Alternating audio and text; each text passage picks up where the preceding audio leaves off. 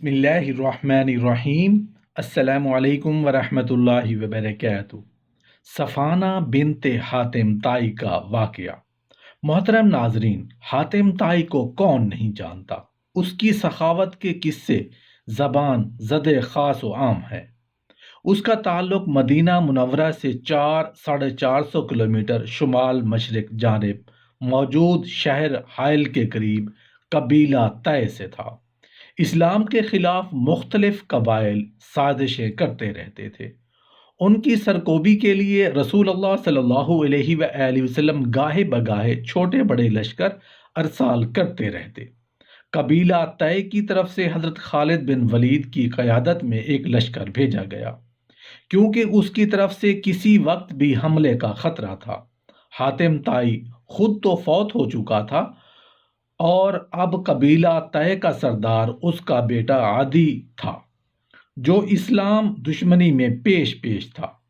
مسلمانوں کا لشکر جب اچانک ان کی بستی پر حملہ آور ہوا تو عدی گھبرا گیا اور شام کی طرف بھاگ گیا۔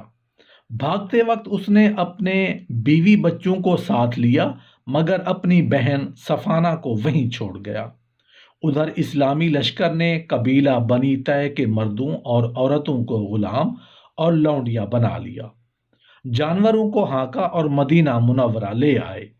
حضرت خالد بن ولید رضی اللہ عنہ نے قیدیوں کو اسلامی حکومت کے دارالخلافہ مدینۃ الرسول صلی اللہ علیہ وآلہ وسلم میں مسجد نبوی کے قریب اتارا۔ ان قیدیوں میں نامور سخی اور ہر دل عزیز حاتم طائی کی صاحبزادی صفانہ بھی شامل تھی۔ صفانہ بنت حاتم طائی حضرت علی بن ابی طالب رضی اللہ عنہ سے مخاطب ہوئی کہ براہ کرم آپ اپنے چچا زاد بھائی رسول اللہ صلی اللہ علیہ وآلہ وسلم سے میری رہائی کے لیے سفارش کریں۔ حضرت علی بن ابی طالب رضی اللہ عنہ نے اس کے جواب میں کہا کہ ہم لوگ رسول اللہ صلی اللہ علیہ وآلہ وسلم کی خدمت میں کسی کی سفارش نہیں کرتے، البتہ جب رسول اللہ صلی اللہ علیہ وآلہ وسلم نماز کے لیے نکلیں گے تو قیدیوں کا معائنہ فرمائیں گے، اس وقت تم خود ہی رسول اللہ صلی اللہ علیہ وآلہ وسلم کی خدمت میں اپنی گزارش پیش کرنا اور اپنے باپ حاتم طائی کا بھی تذکرہ کرنا، کیونکہ رسول اللہ صلی اللہ علیہ وآلہ وسلم ہر کسی کی تکریم کرنے والے، خیر خواہی اور بھلائی کرنے والے اور تمام لوگوں سے زیادہ حلیم اور بردبار ہیں۔ چنانچہ اللہ کے رسول صلی اللہ علیہ وآلہ وسلم جب نماز عصر کے لیے نکلے تو قیدیوں کو آپ کے سامنے پیش کیا گیا۔ اسی وقت صفانہ کھڑی ہو کر عرض گزار ہوئی، محمد صلی اللہ علیہ وآلہ وسلم، میرا والد فوت ہو چکا ہے اور اس کے بعد میرا بھائی بھاگ گیا ہے۔ اگر آپ مناسب سمجھیں تو مجھے رہا فرما دیں، مجھے قیدیوں میں رکھ کر میرے دشمنوں کو خوش نہ کریں۔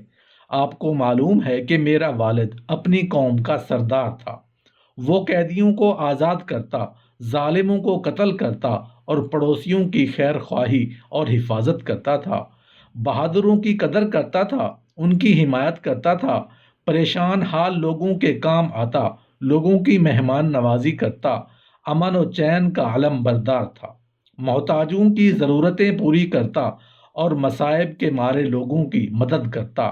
میرے باپ کے پاس جب بھی کوئی شخص آتا تو اس نے اس کو خالی ہاتھ نہیں لوٹایا۔ رسول اللہ صلی اللہ علیہ وآلہ وسلم نے اس کی گفتگو سنی تو ارشاد فرمایا، اے خاتون، تم نے اپنے والد کی جو صفات بیان کی ہیں یہ تو مومنوں کی ہیں۔ اگر تمہارا والد مسلمان ہو کر فوت ہوتا تو ہم اس کے لیے دعائے رحمت کرتے۔ پھر حکم دیا کہ صفانہ کو چھوڑ دو۔ اس لڑکی کا والد اعلیٰ اخلاق کو پسند کرتا تھا، پھر صحابہ کرام کو مکارم اخلاق کا درس دیا۔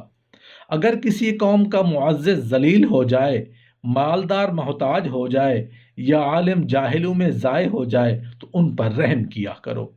اللہ کے رسول نے جب صفانہ پر احسان کیا اور اسے رہا کرنے کا حکم دیا تو اس نے تشکر آمیز انداز میں استدعا کی، میں دعا مانگنے کی اجازت چاہتی ہوں۔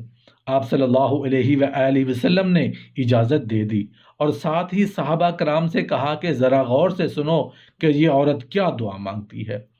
اب اس عورت نے دعا کے لیے ہاتھ اٹھائے۔ اللہ آپ کو جزا خیر عطا فرمائے، آپ کو کبھی کوئی مشکل پیش نہ آئے، اور اگر کسی قوم سے نعمت چھن جائے تو آپ اس کے لوٹانے کا سبب بنے۔ رسول اللہ صلی اللہ علیہ وآلہ وسلم نے صفانہ کو نہ صرف رہا کر دیا بلکہ اسے کپڑوں کے جوڑے بھی دیے، سواری مہیا کی اور زاد راہ سے نواز۔ وہ رہا ہو کر سیدھی اپنی بھائی عدی کے پاس پہنچی جو بھاگ کر شام چلا گیا تھا۔ صفانہ اس کے پاس پہنچ کر اسے لان تان کرنے اور کہنے لگی، رشتوں کو توڑنے والے ظالم، اپنی بیوی بچوں کو تو اپنے ساتھ سوار کر لیا اور بھاگ کھڑے ہوئے اور اپنے باپ کی بیٹی کو چھوڑ دیا جو تیری عزت تھی۔ عدی نے کہا، بہن میں نے واقعی غلطی کی ہے، تو میری سرزنش نہ کر اور میرے بارے میں خیر ہی کہے۔ پھر عدی نے اپنی بہن سے جو عقل مندی اور ہوشیاری میں معروف تھی پوچھا، اس آدمی یعنی رسول اللہ صلی اللہ علیہ وآلہ وسلم کے اندر تم نے کون سی خوبیاں دیکھی؟ صفانہ نے کہا، میرا مشورہ ہے کہ جس شخص کے پاس سے میں ابھی ہو کر آ رہی ہوں تم فوراً اس سے ملاقات کرو، وہ بڑا عظیم رہنما ہے۔ وہ وقت آنے والا ہے جب وہ بڑے بڑے لوگوں اور قبائل پر غلبہ پالے گا۔ میں نے اس کے اندر کچھ ایسی صفات دیکھی ہیں جو عام حکمرانوں میں نہیں پائی جاتی۔ وہ فقراء سے محبت کرتا ہے، قیدیوں کو آزاد کرتا ہے، چھوٹوں پر رحم کرتا ہے، بڑوں کی قدر پہچانتا ہے۔ میں نے اس سے بڑا سخی اور کریم کوئی نہیں دیکھا۔ سنو، اگر وہ نبی ہیں جس کے وہ دعوے دار ہیں تو ان کی نبوت کو ماننے میں سبقت کرنا ہی بہتر ہے، اور اگر وہ محض حکمران ہیں تو بھی وہ ایسے ہیں جن کی بادشاہی میں کوئی معزز شخص رسوا اور ذلیل نہیں ہوتا۔ پھر صفانہ نے اپنے ساتھ رسول اللہ صلی اللہ علیہ وآلہ وسلم کے رویہ اور اخلاق کا کریمانہ تذکرہ کیا کہ کس طرح اسے عزت و احترام کے ساتھ سواری دے کر اپنے آدمیوں کی حفاظت میں واپس بھیجا۔ تو عدی کے دل میں تمام وسوسے اور خدشات دور ہو گئے۔ چنانچہ عدی وہاں سے سیدھے مدینہ منورہ روانہ ہوئے۔ ان کے ذہن میں اللہ کے رسول کے بارے میں کئی سوالات تھے۔ مسجد نبوی میں آئے تو دیکھا کہ آپ صلی اللہ علیہ وآلہ وسلم کی مسجد کچی اینٹوں سے بنی ہوئی ہے، اور آپ اپنے صحابہ کے درمیان بالکل عام آدمی کی طرح بیٹھے ہیں۔ حالانکہ وہ سوچ رہے تھے انہوں نے کتنی زیادہ دولت اکٹھی کر رکھی ہوگی اور گھر کتنا خوبصورت بنایا ہوگا۔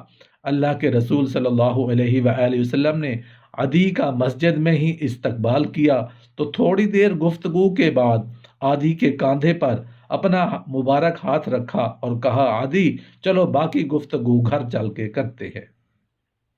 عدی کہتے ہیں، گھر میں داخل ہوئے تو میں حیران ہو گیا کہ گھر بھی بالکل سادہ تھا، فرش پر چٹائی تک موجود نہیں تھی، فرش بھی کچا تھا۔ اللہ کے رسول نے اپنے کندھے سے چادر مبارک کو اتارا اور اسے زمین پر بچھا دیا۔ میرے دل میں خیال آیا کہ اب خود تو چادر کے اوپر بیٹھیں گے اور مجھے کچے فرش پر بٹھائیں گے، مگر یہ کیا ہوا؟ اللہ کے رسول صلی اللہ علیہ وآلہ وسلم نے میرا ہاتھ پکڑ کر مجھے چادر کے اوپر بیٹھنے کا حکم دیا، اور جو ارشاد فرمایا اس کا مفہوم یہ تھا کہ تم ایک سخی باپ کے بیٹے ہو اور سخی کے گھر میں آئے ہو، تم بڑے باپ کے بیٹے ہو، چادر پر بیٹھو، میرا کیا ہے، میں فرش پر بیٹھ جاتا ہوں۔ عدی خاموش نظروں سے اللہ کے رسول صلی اللہ علیہ وآلہ وسلم کی طرف دیکھتے رہے۔ آپ کے اخلاق کریمانہ کا اثر اس کے دل میں گہرائیوں تک پہنچ چکا تھا۔ صفانہ نے جو باتیں اور صفات بیان کی تھیں سب کی سب درست تھیں۔